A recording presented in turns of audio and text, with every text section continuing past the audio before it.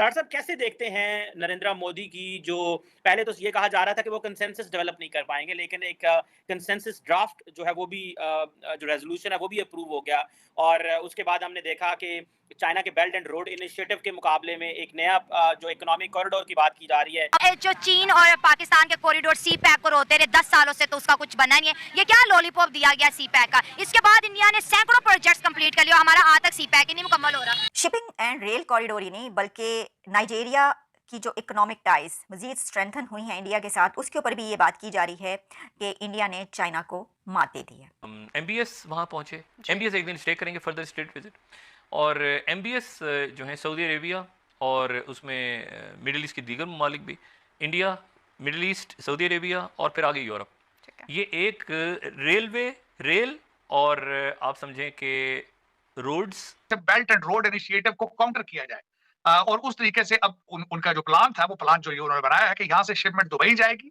और दुबई से ट्रेन के जरिए वो आगे यूरोप में जाएगी। तो US president Joe Biden, India के भारत के प्रधानमंत्री, सऊदी अरब के खुर्शीद साहब के बीच में जो एक रेलवे को लेकर के जो एक इंफ्रास्ट्रक्चर के बारे में डील हो रही है, ये सब हमारे लिए बहुत बड़ा अचीवमेंट है, बहुत बड़ा। इंडिया कहीं ना कहीं इकोनॉमिकली, जो हमारे भारत के प्रधानमंत्री ने 27 दिन पहले सीना ठोक कर कहा था कि हम तीसरे नंबर पर इकोनॉमिकल पोजीशन पर होंगे, वो होता हुआ दिखाई दे।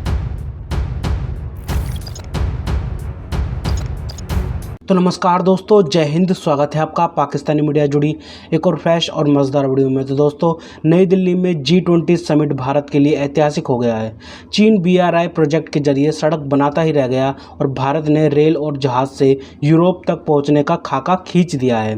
शनिवार को शिखर सम्मेलन के पहले दिन Bharat middle east Europe economic corridor IMEC का ऐलान कर दिया गया है। यह कॉरिडोर कई महीनों में अहम माना जा रहा है। शनिवार को नई दिल्ली में भारत, अमेरिका, सऊदी अरब, UAE, फ्रांस, जर्मनी, इटली और यूरोपीय संघ के नेताओं ने संयुक्त रूप से एक समझौता ज्ञापन MOU पर साइन किया है और इस मेगा इंफ्रास्ट्रक्चर की डील की घोषणा की है। जानकारों का कहना है कि यह कॉरिडोर सीधे तौर पर चीन के belt and road initiative BRI को चुनौती देगा। इसके साथ ही आर्थिक गलियारे की मदद से एशिया, यूरोप और अफ्रीका को जोड़ा जाएगा और यूरोप और इंफ्रास्ट्रक्चर नेटवर्क को स्थापित किया जाएगा। इसी विषय पर पाकिस्तानी मीडिया का जोरदार रिएक्शन आया है। पाकिस्तानी मीडिया अपने डिबेट शोज में चर्चा कर रही है कि चीन के BRI को टक्कर देने के लिए भारत ने प्लान बना लिया है। भारत ने रेल और जहाज़ से यूरोप तक पहुंचने का खाका खींच दिया है। तो दोस्तों, देखते हैं इस विषय पर पाकिस्तानी मीडिया और क्या बोल रही है अपने डिबेट शोज में, उनका कैसा रिएक्शन है इस टॉपिक पर। तो दोस्तों, ज़्यादा समय बर्बाद ना करते हुए हम शुरू करते हैं इस वेरी इंटरेस्टिंग और मज़ेदार वीडियो को। आप जल्दी से हमारे यूट्यूब चैनल को सब्सक्राइब कर दीजिएगा। डॉक्टर साहब आज कहाँ से बात शुरू करें? आज तो ये हमारे पड़ोस भारत के अंदर एक बहुत बड़ा डिप्लोमेसी का दिन था, बल्कि सिर्फ पड़ोस में नहीं, जिसने पूरी दुनिया को बड़ा इम्पैक्ट किया है। ज़ाहिर बात है, साउथ एशिया को, वेस्ट एशिया को, यूरोप को, मिडल ईस्ट को, इवन के अमेरिकाज़ को भी। डॉक्टर साहब कैसे देखते हैं नरेंद्र मोदी की जो पहले तो ये कहा जा रहा था कि वो कंसेंसस डेवलप नहीं कर पाएँगे, लेकिन एक कंसेंसस ड्राफ्ट जो है वो भी जो रेज़ोल्यूशन है वो भी अप्रूव हो गया और उसके बाद हमने देखा कि चाइना के बेल्ट एंड रोड इनिशिएटिव के मुकाबले में एक नया जो इकोनॉमिक कॉरिडोर की बात की जा रही है। इससे पहले भी एक बिल्ड बैक बेटर वर्ल्ड के नाम से इन्होंने एक दफ़ा कोशिश की थी, लेकिन उसमें नाकाम हो गए। आप कैसे देखते हैं, क्या अमेरिकी सदर जो बाइडेन, नरेंद्र मोदी साहब चाइना के मुकाबले में ये जो कॉरिडोर लेके आए हैं, इसको कैसे देखते हैं और क्या समझते हैं कि मोहम्मद बिन सलमान भी दोबारा वेस्टर्न ब्लॉक में आ जाएंगे? Sir, what do you make of that? Seema साहब, मैं समझता हूँ it's a remarkable event today. जो जिस तरीके से चीजें आज सामने नजर आ रही हैं, डिप्लोमेसी, बल्कि इस डिप्लोमेसी को नया नाम दिया जा रहा है मोदी डिप्लोमेसी। मोद डिप्लोमेसी इसको कहा जा रहा है, नया नाम है। और इंडिया वे इसको नाम दिया जा रहा है, जिस तरह कहा जाता है अमेरिकन वे और चाइनीज वे, सो इंडिया वे। तो मैं जो इस पे बात करना चाहूंगा कि आज हो क्या रहा है भारत के अंदर इस वक्त। जो मुझे सबसे ज्यादा चीज जिसने स्ट्राइक किया है वो ये है कि आज जो अमेरिकन मीडिया है, वो सबसे ज्यादा आज जो यहाँ पे खबर चल रही है कि America has already given their go ahead for the seat for India in a permanent seat in a security council. उसकी सपोर्ट उन्होंने दे दी है। अब पता नहीं how the China and Russia is going to behave.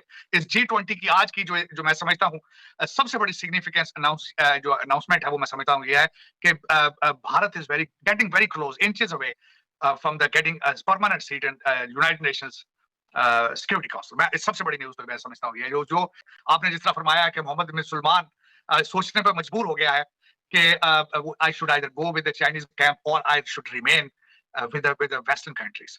मैं समझता हूँ ये भी बहुत बड़ी अचीवमेंट है, और ये अचीवमेंट भारत को इसका क्रेडिट जाता है, मोदी जी को क्रेडिट जाता है, who has set the tone for that. उसके बाद में दूसरा जो बेल्ट एंड रोड इनिशिएटिव जो चाइना का था, उसको जिस तरीके से काउंटर करने की कोशिश की गई है कि भारत से किस तरीके से शिपमेंट जाए, जो मैं बात करना चाह रहा था, तो मैंने शायद आपको पहले बताया था पिछले सेगमेंट में कि इसका जो इसका एक एजेंडा था G20 का, ग्लोबल, एक तो ग्लोबल साउथ के बारे में, ग्लोबल ग्रोथ, फाइनेंशियल स्टेबिलिटी और development needs of global south.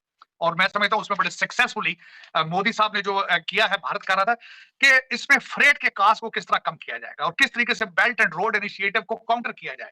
और उस तरीके से अब उनका जो प्लान था, वो प्लान जो ये उन्होंने बनाया है कि यहाँ से शिपमेंट दुबई जाएगी और दुबई से ट्रेन के जरिए वो आगे यूरोप में जाएगी। तो उन्होंने क्लियरली एक पाथ दे दिया है which is accounted to the BRI। अब BRI की कमजोरियां क्या है, मैं वो भी उनको भी मेंशन करना चाहूंगा। एक तो BRI को समझा जाता है कि डेट ट्रैप है फॉर द डेवलपिंग कंट्रीज, जिसकी मिसाल आपके सामने श्रीलंका की मिसाल मौजूद है कि उनका एक डेट ट्रैप था जिसके अंदर वो फंसे और बैंकरप्सी तक चले गए। अब दूसरा विक्टिम सामने पाकिस्तान नजर आ रहा है, लेकिन पाकिस्तान को मैं विक्टिम समझूं या बेनिफिशियरी समझूं, उन्होंने तो 26 करोड़ बिलियन डॉलर के वीजे खरीद लिए।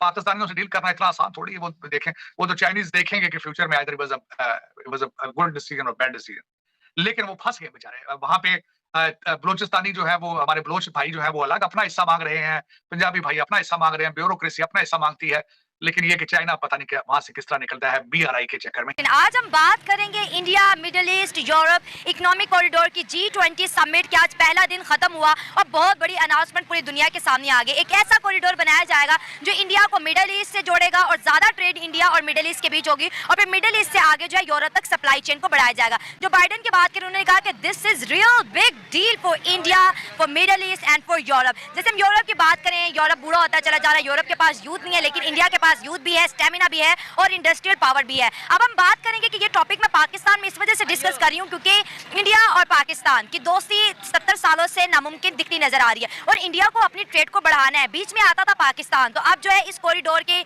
मदद से जो है इंडिया को मिडिल ईस्ट के साथ डायरेक्ट जोड़ा जाएगा और पाकिस्तान को माइनस किया जा रहा है। अब जो चीन और पाकिस्तान के कॉरिडोर CPEC को होते रहे 10 सालों से, तो उसका कुछ बना नहीं है। ये क्या लॉलीपॉप दिया गया CPEC का? इसके बाद इंडिया ने सैकड़ों प्रोजेक्ट्स कंप्लीट कर लिया, हमारा आज तक CPEC ही नहीं मुकम्मल हो रहा। नहीं, हमें सोचना होगा कि हम चाइना के साथ खड़े होना है या अमेरिका के साथ, या हम इंडिया के साथ जो इनका जो अलायंस बना है इसके। तो हम अगर खड़े होना है चाइना के साथ, तो हमें सबको छोड़ के चाइना के साथ खड़ा होना पड़ेगा, तब हम कामयाब होंगे। हम दोनों तरफ लटके हुए हैं, उधर भी अमेरिका की तरफ देखते हैं, चाइना की तरफ देखते हैं, तो हम क्या कर सकते हैं? फिर कुछ नहीं कर सकते जब हम एक साइड पे खड़े नहीं होंगे। अगर जिसके साथ खड़े होना एक साइड पे खड़े हो जाएं कि हम जी इधर खड़े हैं, चाइना के साथ खड़े होना तो CPEC के साथ। तो चाइना ने हमें क्या दिया? चाइना तो लोन देके हमारी इकोनॉमी का बेड़ा गर्क कर दिया। क्या चाइना ने यहाँ पे कोई इंडस्ट्री लगाई? चाइना ने यहाँ पे कुछ हमें रोजगार दिया? CPEC बन रहा है, सारा पैसा करप्शन खा गई और सूद हम भर रहे हैं। जब हम चाइना ने हमें पैसा दिया था CPEC के लिए या हमारे जो एनर्जी के जो हमारे जो हैं प्रोजेक्ट्स, तो उसने कुछ समझा था हमें, लेकिन हम उस काबिल नहीं है, नहीं निकले। सही बात नहीं, अब वो आस्ता वो भी पीछे होना शुरू हो गया। तो हमारी अपनी कमजोरी है, इसमें किसी का कसूर नहीं, चाइना का कसूर भी नहीं है, किसी का भी नहीं है।